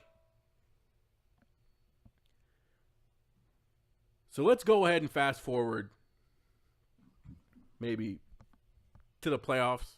Start the playoffs this year. Let me tell you who's in there. Bears. Eagles. I'll give them that. And some other teams. We can go into it later. Probably not this show, next show. Guess who's not in there? Vikings. Which is going to be sad. Because I have a lot of friends who are Viking fans. I know some people who are in Minnesota right now, and I've called them. And I said, please tell me why you think that you found your franchise quarterback. And they're like, because Kirk Cousins did all these amazing things in Washington. And if you look at the stats and you look at this and you look at that, show me the eye test. And they're like, oh, well, that was just one play. And we ended up tying anyways. That would have lost you the game. And I think we can all agree that wasn't roughing the passer. So it's unfortunate that they're not going to make. I'm sitting here right now and I'm saying the Vikings will not make the playoffs this year. It's unfortunate because I'm a huge fan of Diggs. I like Randolph. Thielen, I follow him on Twitter. He follows me. We talk all the time on DMs. They have a great defense, great coach, new stadium, beautiful stadium, great fan base. But Kirk Cousins bamboozled the hell out of you guys. And I can't wait to watch it. I can't wait to watch the dumpster burn. Because guess what? We're good over here. I'm a Bears fan. We're good over here. We're fine. We got the best defensive play in the league. We got the best defense in the league. We got one of the best offensive minds to ever grace the football field. We got one of the best young quarterbacks in the league. We got a top 5 running back in the league. We made a statement last night against the Seahawks. Don't mess with us. The monsters are back, and we're not taking any prisoners. The only team in our way are the Green Bay Packers. And I got mad respect for you guys. We'll see you guys in the NFC Championship, and I can't wait to see the game. It's going to be a good one. All right, dude. I gotta, clear this up a little bit. Your obvious bias is coming into play at this segment completely. Okay. The Vikings. Okay, this is obviously a Viking Bears same division hate thing. You're humble to the Packers because they humbled you week 1, but I just need to explain how when they signed Kirk Cousins, it was more of a. They don't need Kirk Cousins to carry the team. They just need more of a guy that's he's competent and he can make a big throw if you need him to every once in a while. But you just keep zoning in on this one play where he chucked it deep and it was intercepted. Well, show me the one play that he's done for the Vikings. You want me to go pull up like a highlight of him? No, I mean all I'm saying is this was a perfect example for him to show what he's been able to do, and he should have lost the game for him. He should have lost the game, but then he didn't lose the game. He went down there, he tied it up, and then afterwards in overtime, but he should have. He got them in the field goal range, and then the kicker missed it. So he set them up to win. But he shouldn't have, right? He shouldn't have. According to the rule, Clay Matthews broke the rule. According to the rule, right? Yeah, according to the rule is trash, but he broke the rule. You're not allowed to place your body weight on the quarterback or whatever. He didn't do that. Yeah, he did. Oh my gosh, we're not going to go into this because we don't have a clip. I should have brought clips. We don't have a clip of him doing that. But okay, so you're going to stand right now and say that was roughing the passer. See, I don't agree with it. Okay, then what are we talking about here? I'm saying Here's the thing. Here's Here's the the thing. trash. The rule is trash. Okay, That right. shouldn't be The rule is trash. I will agree with you, right? And the NFL coming out and saying that there was a right call, that's BS. I agree with you on that. The rule itself is broken. There are a lot of rules in the game. We didn't have time to go into them, but there are a lot of rules in the game that are broken. I definitely agree with you on that. But if you're going to sit here and tell me that throw is not a serious red flag, and throwing to a quarterback who doesn't know how to catch the ball when you have three other receivers who know how to catch the ball, who have proven to catch the ball, you have two top 5 wide receivers on that team, and you don't go to him. That makes no sense. Sometimes the receivers are covered. You can't throw to them. Sometimes there's 3 different receivers. Yeah, there's 3, and maybe so the play was to fine. throw to the other guy. Then I guess I'm sorry. I guess that the Green Bay Packers have like Deion Sanders. 3 Deion Sanders players who are just D'ing up all 3 of these guys. Oh, I'm sorry. Okay, even though Thielen, Thielen had like 100+ receiving yards in that game, but I'm sorry, you're right. They were completely shut down all game. No, they weren't. That's called sarcasm, my friend. They weren't shut down. So again, yes. I will say that yes, they did bring they did go down the field. Right? And the call wasn't called. So he scored a touchdown, converted a 2-point conversion, and they got the tie out of it. They didn't win. But they got the tie. Right? Which is, again, a whole nother thing. Because, again, you do that and then you don't finish. He's a non-finisher. But that's not on him. The kicker missing the field goal is not on him. He bought you scored a touchdown then. We just had a conversation. We just had a conversation about you don't rely on kickers to win games. Unless your name is Adam Vinatieri, you do not rely on kickers to win games. And you're sitting here and you're saying, it's not on him, it's on the kicker. What? What? Score a touchdown then. If you're going to tell me that this guy is a top 5 quarterback in the league, then you score a touchdown. If you're going to put him up there with the Matt Ryans and the Aaron Rodgers, right? If he deserves this type of payday, then you should get me into the end zone. Number 1, in regulation, they shouldn't need to be bailed out with a call. That's number 1. Number 2, when you get a chance in overtime, you should score a touchdown, right? It's not him. Cousins isn't making that decision. It's the coach who decides to go out and kick the field goal. It's not up to Cousins. That's not on Cousins. Every NFL team does that too. Okay, so are you trying to tell me? Did you watch the game? Are you trying to tell me that as soon as Kirk Cousins got in field goal range, they took his ass, that offense, off the field, even on first down, they took that offense off the field and said, "We're just gonna kick a field goal right now. We're in field goal range." No, they didn't. Now, why didn't they? Because they still wanted to get a touchdown. Because guess what? If you win, no, they didn't want to get a touchdown. They wanted to get closer, so it's a chip shot because they know their kicker was trash. Oh my gosh! No, they want. Look, okay. If they scoring get a touchdown wins a game. Touchdown. Scoring the touchdown wins the game. Yeah, kicking a field goal wins the game too. Oh wait, no, it didn't. No, it doesn't. You idiot! You're done. Ah! Okay. Oh my gosh. Do we have a caller? Yeah, we do. Okay. Go ahead and do your thing. All right. Well, what's up, dude? Welcome to the Knockout. What's your name? Yo, this is Nova Wave 27. What's up, Nova Wave? What would you like to say? Yo, good show. Is it Brandon or Brendan? Brendan. Okay, yeah, Brendan and Livin, you guys are doing great. But Livin, my dude. Yo, what up? Kirk Cousins isn't top 20? Did I hear that correct?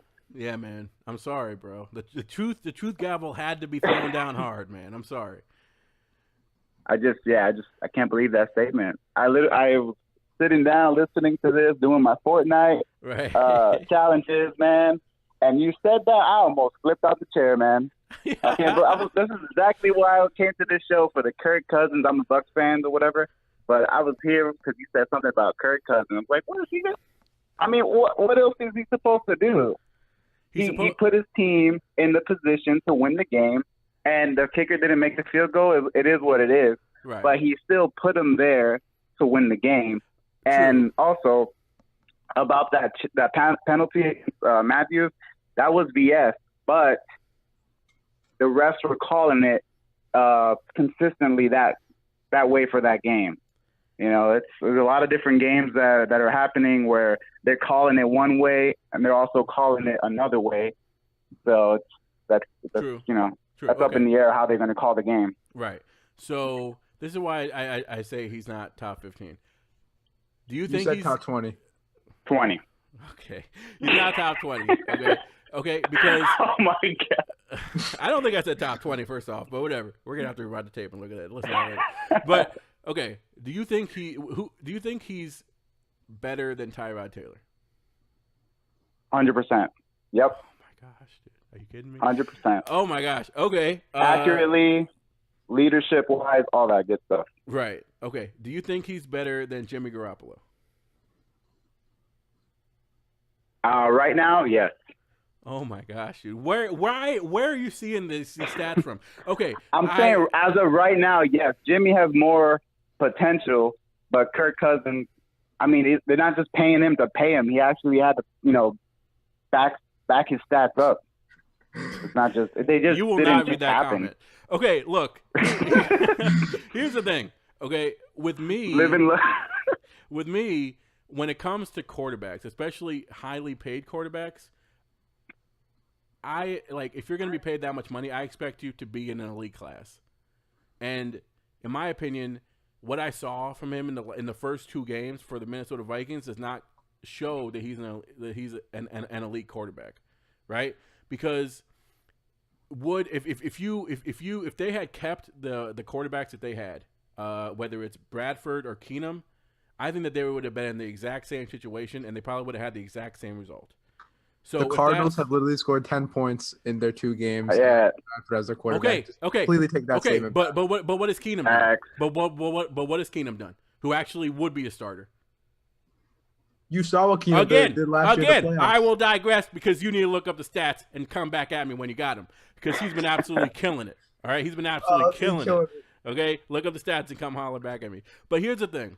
Okay, I'm gonna go back to this. When you get paid all that money, and the team invests that much into you, because this whole show we've been talking about teams that have kind of bamboozled their fans and not taking care of what comes first and stuff like that. So if you're gonna parade Kirk Cousins out there with all this money, I want to see more. Whether it's because relying on a call, and I think we can all agree that it wasn't the right call, but the rule book says it is. So if you're going to tell me that he has to rely on that call to win games, I can't buy that. Unfortunately. Especially because we're talking about a Green Bay Packers defense that really isn't that good, right? So he that offense was really clicking throughout the whole game. I mentioned Thielen having like 100+ receiving yards. Diggs had a big day. I don't know. For me, I just expect more, and maybe that's just me. And again, I think that should be clear because sometimes I get a little bit animated. I think it is just you, but it's all good. Everybody's got their own opinion. I think it is just you. I'm not trying to take up your show or anything, but yeah, appreciate you guys having me on. Keep doing your thing. All right, I'm out of here. Thanks, man. All right. Thanks. Appreciate it. Yeah, peace. Shout out to the stream. Hey. All right.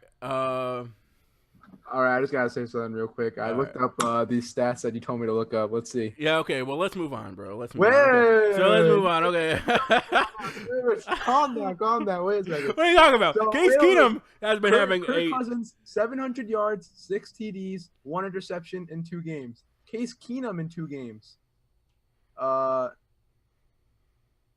500 yards, 3 TDs, 4 interceptions. What's his record for his team? What's the record for his team? Oh, they're both 2-0. Okay. Oh no, 2-0. Okay. Yeah, 2-0 and 1-1. 1-0-1. Yeah. Okay.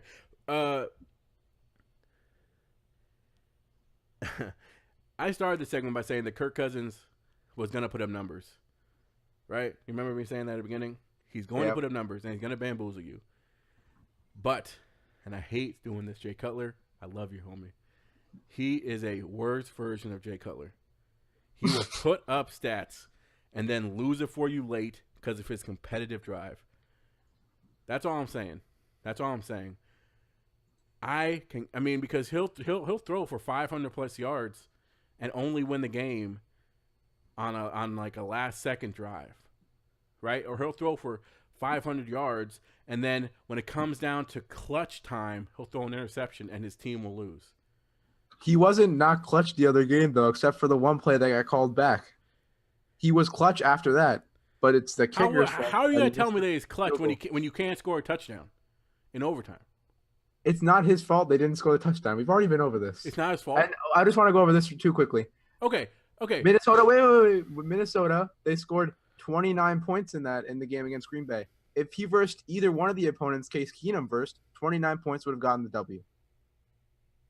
But they're different teams.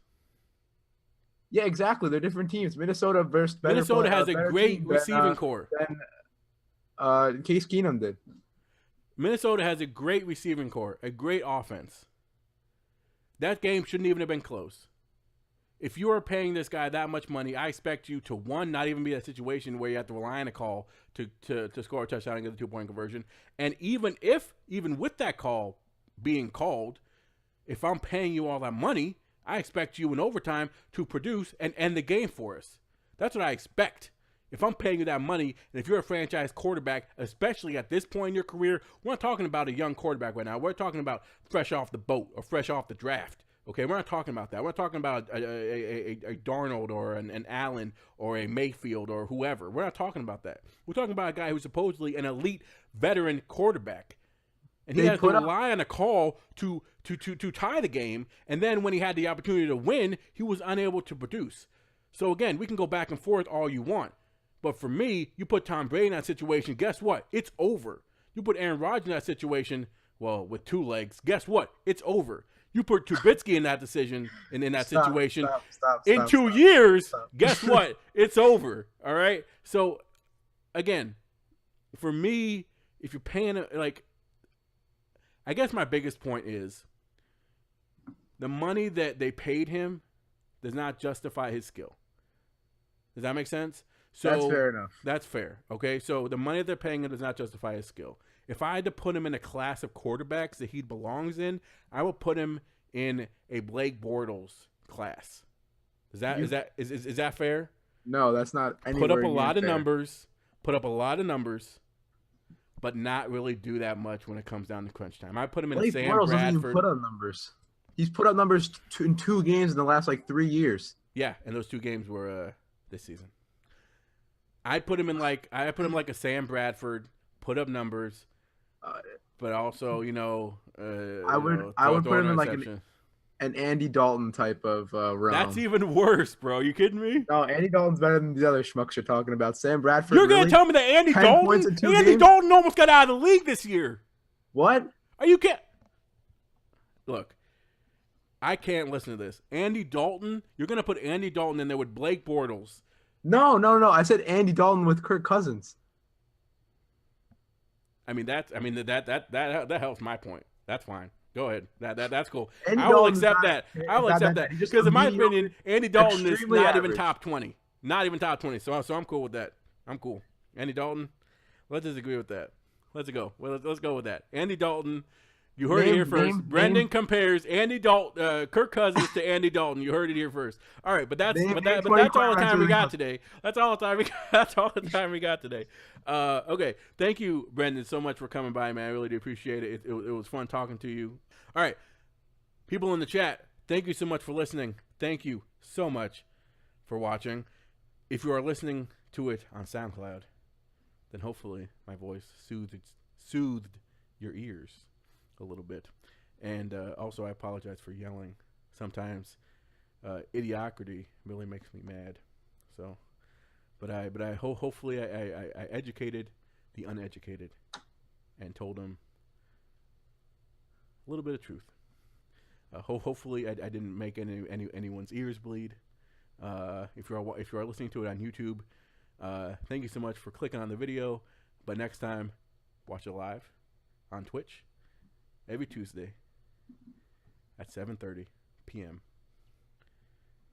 Eastern Time. Have a wonderful day or night. Enjoy it. Bears, Super Bowl champs. Brendan, do you have anything to say before we get out of here? Not really. Not really. Nope. All right, we're out, boys. Adios.